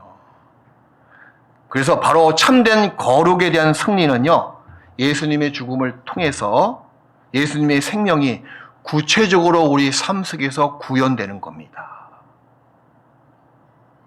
구원받은 아내가 있습니다. 구원받지 못한 남편이 있습니다. 구원받은 남편이 있고 구원받은 아내가 있을 수가 있잖아요. 그 구원받았다는 것을 무엇으로 증명해 보이겠어요? 말로? 아니요. 말은 믿지 않아요. 말은 그런데 네 행동을 보겠다. 본다는 겁니다. 여전히 죄 가운데 계속 똑같은 모습으로 살아가면 그 말이 위선적인 말이 된다는 거예요. 뭐 구원받았다고? 거듭났다고? 그게 거짓말이고 위선적인 말이잖아요. 말이 앞서는 것보다 행동을 먼저 앞서야 돼요. 뭔가 삶이 바뀌는 거예요. 죄의 욕심이 올라오죠. 그걸 주님과 함께 십자가에 못 박힌 모습으로 여기고, 그리고 예수님과 함께 다시 살아있는 새로운 모습으로 바뀐 생활을 통해서 내 안의 거룩이 구현되는 겁니다. 행동이 바뀌는 거예요. 부활의 능력을 통해서 새 생명 가운데서 능력 있는 삶으로 그리스도인은 날로 날로 진보됩니다. 죽이는 것이 선행 조건이에요. 또 참으면 왕 노릇할 것이요. 정말 참으면 왕 노릇합니다. 제가 언제 말씀드렸잖아요. 신앙의 단 한마디 구절은 이거다고. 참고 용납해주고 기다리는 거예요. 구원받은 사람은 참고, 아이를 봐도 마찬가지고, 아내를 보고 남편을 봐도 마찬가지고, 교회 생활도 마찬가지예요. 어떤 형제를 보고 어떤 자매를 참는 거예요. 참고 그 다음에 용납해주고, 사랑은 모든 허물을 다 덮는다. 내가 주님께 용서받은 거 정말 생각해 보십시오. 죄인 중에 괴수인 내가 용서받았잖아요. 그럼 내 옆에 있는 사람 어떤 허물과 어떤 죄를 왜 용납해주지 못하고 용서해주지 못합니까? 용서해주고 말고요. 내 안엔 들보가 있는데 남의 눈에 티를 있는 거 가지고 판단하면 합당치 않다고 주께서 말씀하셨잖아요. 먼저 네 안에 있는 들보를 보고, 들보를 빼앗아 밝히 보고 남의 허물을 용서해 줄 수가 있는 거예요. 그래서 참고 용서하고 기다리는 겁니다. 그런 자에게 하나님께서는 왕 노릇한다고 말씀하시는 거예요. 영광이 주어질 것을 말씀하시는 겁니다. 우리가 참으면 또한 그와 함께 왕 노릇할 것이요. 이런 약속만큼 믿분 말씀이 어디 있습니까? 우리가 고난받는 것은, 참는 것은 힘든 거예요. 사실 고난이죠. 견디는 겁니다. 하고 싶은 말 다 하지 못하는 거예요. 참는 거예요. 누구를 생각함으로? 예수님을 생각함으로. 내 죄를 위해서 십자가에 못 박히시고 나를 위해서 그렇게 참으셨잖아요. 그분을 생각함으로 참는 거예요. 그럼 언젠간 변화되겠지. 언젠간 구원 받겠지. 그래. 나도 예수님이 참아주셔서 나도 구원 받았는데 내 아내 내 남편도 언젠간 구원 받겠지. 참고 기다리는 거예요. 그럼 때가 이름에 곧 됩니다. 그리고 다시 디모데 후서 2장을 보겠습니다. 2장 12절에.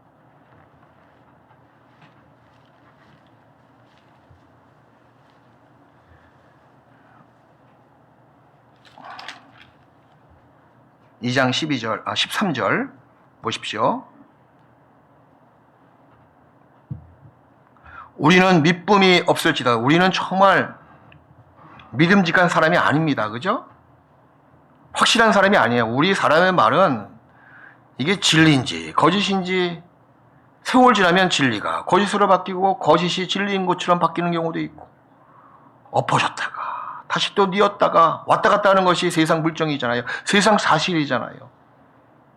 우리는 믿음이 없을지라도 주는 일양 믿으시니 자기를 부인하실 수 없으시리라. 주는 일양 믿으시니 주님의 약속의 말씀은 일양 변치 않고 신실한 말씀이다 그 뜻이에요. 주님은 신실하신 분이시거든요. 주님의 말씀이 바뀌고 주님의 믿음 말씀이 되지 않는다면 주님 스스로가 스스로를 부인하고 있는 거나 마찬가지입니다. 세상에서 우리 하나님보다 주님보다 더 높은 것이 어디 있습니까? 그 높은 것이 하나 있어요. 그게 뭔지 아세요? 여호와의 이름보다 더 높이 들린 것이 있습니다. 그게 뭔지 아세요? 주님의 말씀이에요. 시편 138편. 그만큼 주님의 말씀의 권위를 세우신 겁니다. 시편 138편 2절이에요. 제가 이 말씀을 왜 뚜렷이 기억하고 있냐면 몽골 선교하면서 있잖아요. 제가 수요 집회 때는 늘 질문을 받았어요. 질문. 네? 말씀 30분 하고 즉흥해서 질문을 받았어요. 이렇게. 뭐 질문지를 써가지고 받은 것도 아니고 제가 좀 그때 몽골 식구들의 신앙을 좀 가소롭게 봤죠. 어떻게 보면. 왜? 알아봤자 얼마큼 알겠어? 그 질문을 받았는데 한 1년 지나고 2년 지나고 누가 이 질문을 한 거예요. 시편 138편 손을 버쩍 들고 목사님 이 질문하고 싶은데 여기 보니까 2절, 3절에 보십시오 한번. 2절부터 내가 주의 성전을 향하여 경배하며 주의 인자하심과 성실하심을 인하여 주의 이름에 감사하오리니 이는 주께서 주의 말씀을 주의 모든 이름 위에 높게 하셨습니다. 주께서 주의 모든 말씀을 주의 모든 이름 위에 하나님 이름보다 더 높은 것이 세상에 어디 있습니까? 하나님이 가장 높으신 분인데 여기는 주의 말씀을 더 높였다고 이게 무슨 뜻입니까? 제가 깜짝 놀랐어요.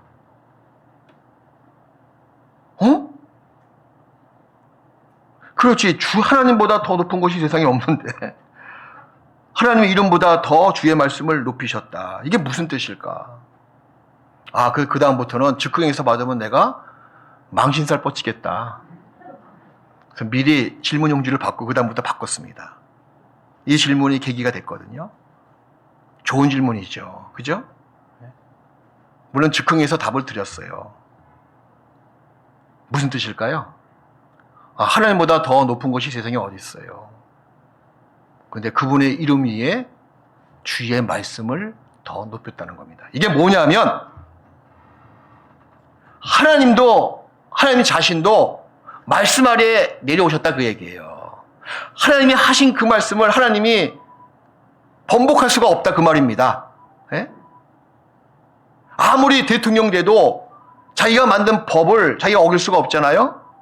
법 위에 아무도 없는 거예요. 그죠? 그것처럼 하나님의 이름도 하나님이 말씀하신 그 말씀에 스스로가 순종한다는 것을 강조하고 있는 말씀이에요. 이해되세요? 그러니 나에게 하신 이 미쁘신 약속의 말씀이 얼마나 굉장히 권위의 말씀입니까? 하나님의 이름을 걸고 그 말씀을 변개할 수가 없다. 변하지 않는다는 겁니다. 가장 높아진 것이 말씀이거든요. 그래서 하나님께서는 그 말씀대로 반드시 이루시는 분이세요. 나에게 하신 약속의 말씀 반드시 이루십니다. 자, 보세요. 내가 신앙생활 쭉 하다가도 하나님 마음에 정말 미워하는 것을 행할 수가 있어요. 하나님의 뜻에 거슬리는 것을 할 수가 있습니다. 그렇다고 해서 하나님께서 나를 그렇게 미워하셔가지고 내가 전에 너하고 약속한 거 다 무효다 무효. 나 너 안 도와줄게. 나 너 미워 죽겠거든. 너 같은 거 한번 쳐서 바로 벌을 주고 싶은데? 라고 그렇게 바꾸십니까? 아닙니다. 바꾸지 않으세요. 이게 무슨 말인가 하면 나의 형편과 나의 상황과 나의 모습에 상관없이 나에게 하신 그 말씀은 여기 나와 있는 말씀처럼 일양 미쁘시다. 변함이 없다 그 얘기예요. 네? 그러니 얼마나 감사합니까? 우리의 처지, 우리의 모습은 어떠해요? 여러분의 신앙, 여러분이 자신할 수가 없습니다. 어떨 때는 주를 위해서 죽기도 하겠다 하는 마음이 있지만 또 어떨 때는 모든 거 다 버리고 막 최고점을 찍을 때가 있지만 최저점을 찍을 때도 있잖아요. 우리의 감정의 굴곡은 얼마나 그 편차가 심합니까? 수시로 바뀌는 것이 우리 인간 나의 모습 아닙니까? 근데 그럼에도 불구하고 하나님은 일양 미쁘시다는 거예요. 도와주시겠다. 너를 붙잡겠다. 너를 깨끗하게 만들겠다. 비전을 가지세요. 그러니까 내 모습에 따라서 너와 간 약속 취소다 그런 분이 아니세요. 그렇게 하신다 그러면 스스로가 스스로를 부인하고 있는 거나 마찬가지입니다. 그래서 이 성경 말씀을요 여러분의 삶에 영원히 변치 않는 표준으로 딱 삼아야 돼요. 자기 생각이 기준 삼으면 안 됩니다. 자기 지식을 기준 삼으면 안 되는 거예요. 세상에 아무리 좋은 것이 있더라 하더라도 그것을 자기 삶의 표준 삼으면 안 됩니다. 오직 성경 말씀을 자기 삶의 표준 딱 삼으라 그 얘기예요. 이량 미쁘신 말씀이거든요. 마지막으로 한 구절 더 보겠습니다. 디도서 3장. 시간이 없기 때문에 마지막 하나. 디도서 3장. 3장 8절입니다. 그래서 이렇게 당부하고 있는 말씀이거든요.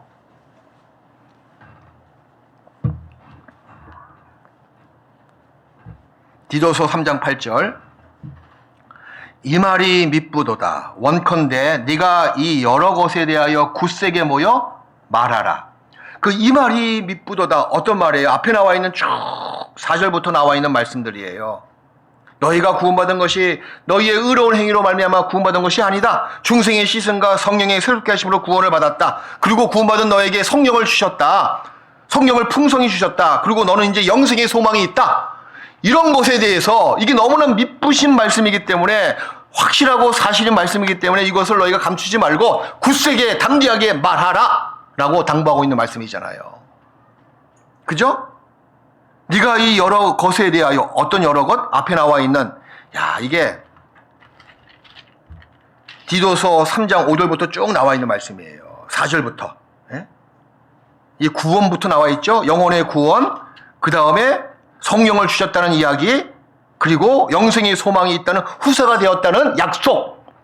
이런 미쁘신 말씀에 대해서 네가 감추지 말고 굳세게 말하라 라고 말씀하시는 겁니다. 그래서 신앙은 항상 하나님께 전념하는 거예요. 그것이 신앙의 독보적인 성격입니다. 이 확실한 것, 우리 확실한 거 있잖아요. 지금 말씀드린 거. 내가 구원받은 거, 내 안에 성령이 계시다는 거, 이제 영생의 소망이 있다는 거, 그리고 이 말씀을 가르치는 이 교회가 진짜 하나님의 집이라는 거. 몇 가지 처음에 확실한 것을 끝까지 견고히 잡는 마음이 필요한 거예요. 굳세게 말하십시오. 담대하게 말하십시오. 나의 삶이 초점을 맞춘 삶으로 나가십시오. 허황되게 여기 보고 저기 보고 엉뚱한 짓 하지 마십시오. 초점을 맞추고 단순한 삶과 뜨거운 삶으로 자기 인생을 복음으로 불태우십시오.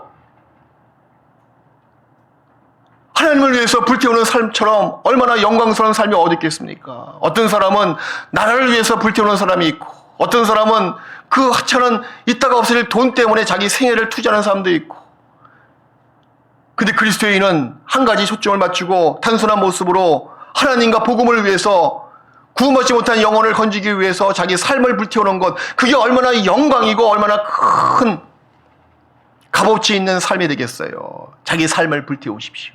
마음을 다하고 성품을 다하고 뜻을 다하고 목숨을 다해서 주 너희 하나님을 사랑하라, 섬기라, 그 얘기예요. 왜? 이 확실한 것이 우리 안에 있잖아요. 그래서 계시록 3장 11절 말씀에는 네가 가진 것을 굳게 잡으라고 말씀하시는 겁니다. 히브리서 3장 14절 말씀에는 우리가 시작할 때 확실한 것을 끝까지 견고히 잡으면 그리스도와 함께 참여한 자가 된다. 시작할 때, 구원받을 때 확실한 것. 얼마나 확실해요. 그죠? 모든 사람이 받을 만한 이 말이요, 미쁜 말이거든요. 그걸 끝까지 주님 오시는 그날까지 견고히 잡으십시오. 그래서 얼마 남지 않은 우리 학예 수양에 이제 저 보십시오. 한 달밖에 안 남았습니다. 딱 만 한 달 남았네요. 정말 구원받지 못한 남편, 구원받지 못한 가족, 구원받지 못한 부모님들에게 이 귀한 복음을, 확실한 것을 꼭 전하는 여러분의 삶이 되길 바랍니다. 아시겠죠? 네. 같이 기도하시겠습니다.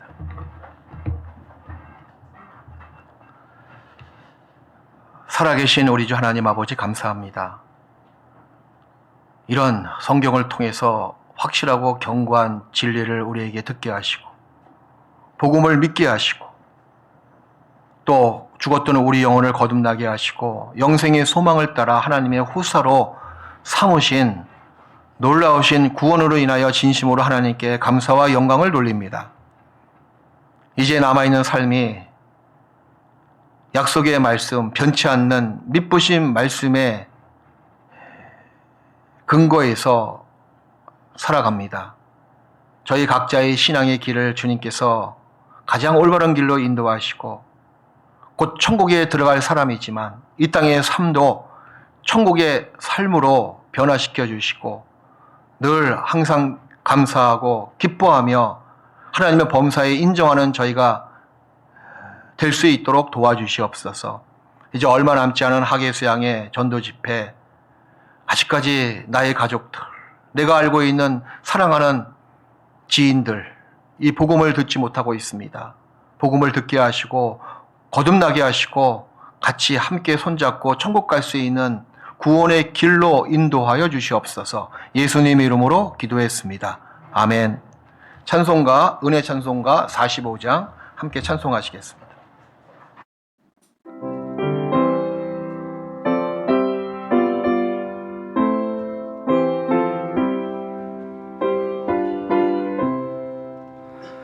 예수 안에 있는 법을 내가